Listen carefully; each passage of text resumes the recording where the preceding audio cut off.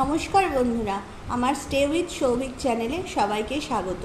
আমি আজকে এসেছি নতুন একটা রান্না নিয়ে। আমার আজকের রান্না কাঁকরোলের ভর্তা। কাঁকরোলের ভর্তা বানানোর জন্য প্রথমে আমি এখানে কাঁকরোলটাকে ভালো করে ভাপিয়ে নিয়েছি, বা সেদ্ধ করে নিতেও পারো তোমরা।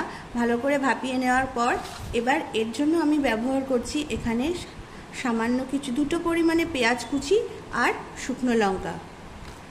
আমি এখানে কড়াইতে দিয়ে দিয়েছি সর্ষের তেল।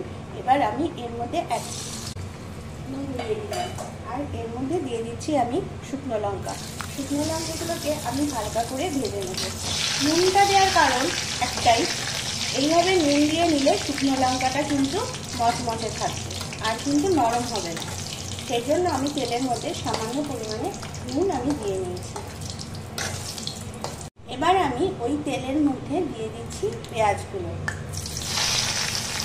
পেঁয়াজ কুচিটা দিয়ে আমি এখানে ভালো করে লাল লাল করে পেঁয়াজটাকে ভেজে নেব। এখানে আমার পেঁয়াজটাকে ভালোভাবে ভেজে নেওয়া হয়ে গেছে। এবার আমি নিয়ে নেব কাঁকরোলটা। সেদ্ধ করা কাঁকরোলটাকে এবার আমি ভালো করে মেখে নেব।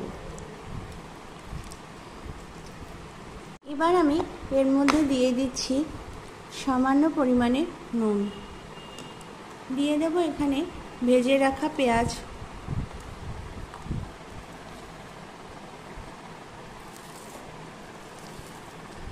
এবার আমি দিয়ে দিচ্ছি এর মধ্যে ভেজে রাখা শুকনো লঙ্কা, দিয়ে ভালো করে মেখে নেব। আর রেডি আমাদের আজকে গরম গরম ভাতের সাথে সার্ভ করার জন্য কাঁকরোলের ভর্তা। আশা করছি তোমাদের প্রত্যেকের এই রেসিপিটা ভালো লাগবে। তোমাদের যদি এই রেসিপিটা ভালো লেগে থাকে তাহলে তোমরাও বাড়িতে এই রেসিপিটা অবশ্যই ট্রাই করো, আর আমাদের চ্যানেলটাকে সাবস্ক্রাইব করো, আর আমার প্রত্যেকটা ভিডিও তোমরা শেয়ার করো। আজ এই পর্যন্তই, টাটা। আসবো আবারও একটা নতুন রেসিপির ভিডিও নিয়ে। ততক্ষণ তোমরা প্রত্যেকে সুস্থ থাকো, ভালো থাকো, আর তোমাদেরকে আমার ভিডিও দেখার জন্য অসংখ্য ধন্যবাদ জানিয়ে আমি এখানেই শেষ করলাম।